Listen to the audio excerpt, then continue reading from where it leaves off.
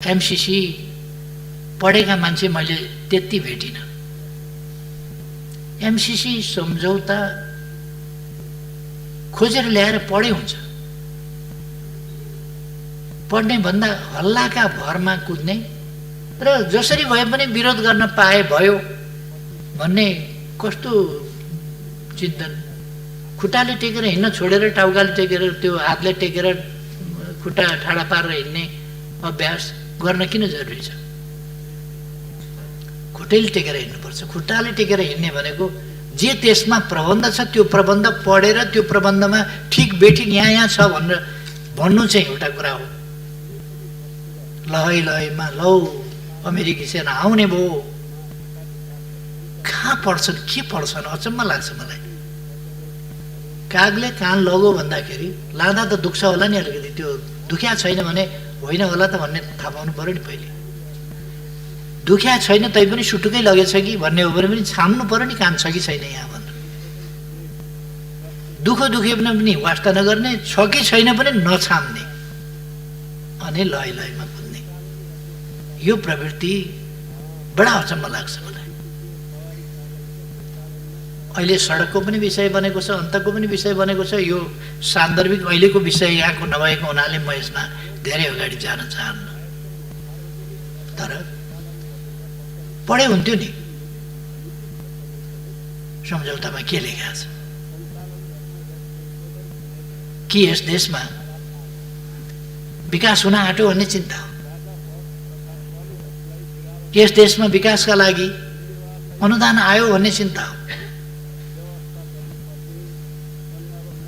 ठिकै छ, यस सम्बन्धमा म मान्यजीहरू समक्ष आफ्ना विचार अर्को कुनै समय राख्नेछु। यो छलफलमा आउने नै छ। म मान्यजीहरूलाई आग्रह गर्न चाहन्छु, हामी देशका सर्वोच्च जनप्रतिनिधि संस्थाका सदस्यहरू, हामीले इतिहासमा दर्ज हुने गरी बोल्नु पर्दछ। तपाईहरुलाई थाहा छ, एक जमानामा महाकाली सन्धिको सम्बन्धमा यति ठुलो बबन्डर आदि हुरी मचियो, म आश्चर्यचकित भएँ। मैले भने म त त्यस्तो केही पनि देख्दिनँ, यहाँ त ठिकै देख्छु। फेरि हामी आफैले अध्ययन गरेर ठिक छ भनेर दुई सरकारका बीचमा हस्ताक्षर गर्दा हामी सरकारमा नभएको पार्टी पनि त्यहाँ उपस्थित थियौँ र हाम्रो नेतृत्व वर्ग त्यहाँ उपस्थित थियो र यो गरौँ त सही गरौँ, ठिक छ, तपाईहरुको पनि मन्जुर छ, प्रतिपक्षको पनि मन्जुर छ भन्दा मन्जुर छ। प्रणब मुखर्जीले हस्ताक्षर गर्ने बेलामा फेरि 3-4 पल्ट पहिले सोधिसकेर हस्ताक्षर गर्ने बेलामा कलम समातेपछि तो मैं साइन कर लूं सोधे थे। हाँ ठीक है कीजिए भनेपछि उनले साइन गरे। पछि हाँ ठीक है कीजिए भन्ने साथीहरू बुर्क उफ्रिया देखेपछि मैले अलिकति कडा शब्द प्रयोग गरेका थिएँ। त्यति बेला हामीले कहीँ गाँजा भाङ धतुरो केही त खाएको थिएन होला। हाम्रो जस्तो देश चलाउने तहका मान्छेहरू, नीति नियम र कानुन बनाउने तहका मान्छेहरूले देशलाई सर्वोपरि राखेर विचार गर्न पर्दछ। फेरि पनि हरेक विषयमा पक्ष विपक्ष आरोप प्रत्यारोपको विषय होइन, हाम्रा भनाइहरू इतिहासमा दर्ज हुनेछन्। त्यसकारण अहिले संविधान जसरी सर्वसम्मत ढङ्गले संशोधन भएको छ, यो यस संसदको इतिहासको गौरवको कुरा हो, नेपाली हुनुको गौरवको कुरा हो, राष्ट्रियताको प्रश्नमा नेपालको एकताको गौरवको कुरा हो। त्यस्तै गौरवका विषय हुने गरी हाम्रा अभिव्यक्तिहरू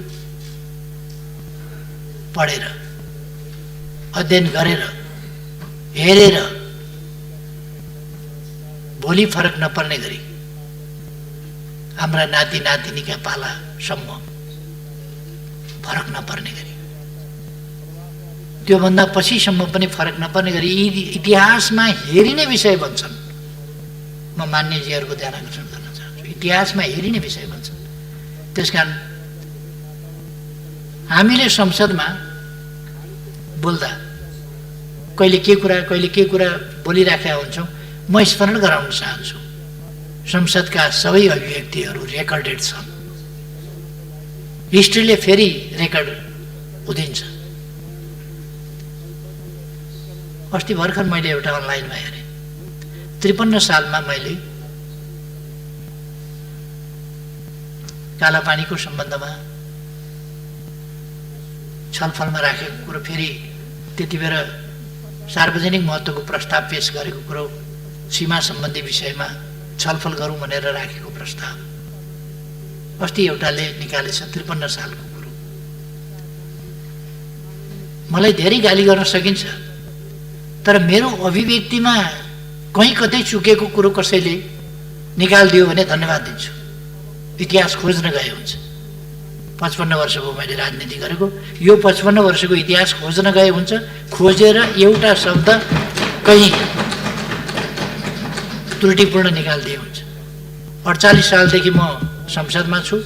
संसदमा बोलेका कुराहरूको त्रुटिपूर्ण भनाइ, देश हितको विरुद्धको भनाइ, जनताको हितको विरुद्धको भनाइ, सत्ता पक्षमा हुँदा होस् प्रतिपक्षमा हुँदा होस्, मैले प्रतिपक्षको हिसाबले सत्ताको आलोचना गर्नुपर्छ भनेर त्यसरी बोल्ने गरेका थिइनँ, छैन। त्यसकारण म भन्छु कि त्यसरी निकालिदिनु भए हुन्छ यदि कसैले सक्नुहुन्छ भने। त्यो सम्भव छैन। अस्ति कसले निकालेछ फेरि, यो 53 सालमा मेरो नेतृत्वमा एउटा आयोग बनेको थियो। त्यस आयोगले प्रतिवेदनै दिएको छ। त्यस प्रतिवेदनमा लिम्पियाधुराबाट निस्किएको काली नदी सिमाना हो। त्यसभन्दा पूर्वका, उत्तरका पूर्वका लिम्पियाधुरा, लिपुलेक, कालापानी नेपालका भूभाग हुन् भन्ने कुरा त्यस प्रतिवेदनमा पनि लेखिएको रहेछ, जसमा मैले हस्ताक्षर गरेको छु। यो त 53 सालमा पनि लिम्पियाधुरादेखि भनेको रहेछ, आज मात्रै होइन। महाकाली सन्धिको समयमा पनि मेरो भनाइ कसलाई मन परेन र के भन्यो भन्ने कुरा होइन, लिखितै प्रमाण कसैले खोजेर निकालेछ, धन्यवाद छ। लिम्पियाधुरादेखिकै भूमि नेपालको हो भनेर त 53 सालमा नै मैले प्रतिवेदन बुझाएको रहेछु, हस्ताक्षर गरेको रहेछु। त्यसकारण मेरो आग्रह छ, हाम्रा बहसहरू तदनुसारकै इतिहासमा सत्य साबित हुनुपर्दछ, सेन्टिमेन्टका कुरा होइन। हामीसँग हाम्रो परराष्ट्र नीति हुनुपर्दछ, हामीसँग लगानी नीति हुनुपर्दछ, हामीसँग अनुदान कस्ता स्वीकार्ने अस्वीकार्ने ती नीति हुनुपर्दछ। हामीले बोल्दाखेरि यस्ता कुराहरू सबैको सुस्थिर विश्लेषणका साथ बोल्नुपर्दछ। त्यतापट्टि म साथीहरूको ध्यान आकर्षण गर्न चाहन्छु। र विचार राख्न, देश र जनताको हितको पक्षमा अध्ययनका निष्कर्ष र विचार राख्न हिचकिचाउनु हुँदैन, हिचकिचाउनु पर्दैन। त्यो स्वतन्त्रता हामीलाई छ। विचार छलफलका लागि पार्टीले निषेध गर्दैन, व्हिप लगाउँदैन। कमसेकम मैले नेतृत्व गरेको पार्टीको कुरा म गर्छु। छलफलका लागि निषेधित व्हिप जारी गर्दैन। कहिले कहिले मतदानका लागि व्हिप जारी गर्न सक्छ, कहिले कहिले त्यो पनि गर्दैन। जे होस्, म मान्यज्यूहरूलाई धन्यवाद भन्न चाहन्छु। त्यस दिशामा हामीले हाम्रो संसदलाई, सिङ्गो संसदलाई, सिङ्गो सङ्घीय संसदलाई, त्यो प्रतिनिधि सभा होस् वा राष्ट्रिय सभा, यसलाई गरिमामय, जनताको नजरमा विश्वसनीय, अत्यन्तै फलदायी, देश र जनताका हितमा साँचो अर्थमा सजग ढङ्गले उभिने संस्थाको रूपमा अगाडि लानुपर्छ।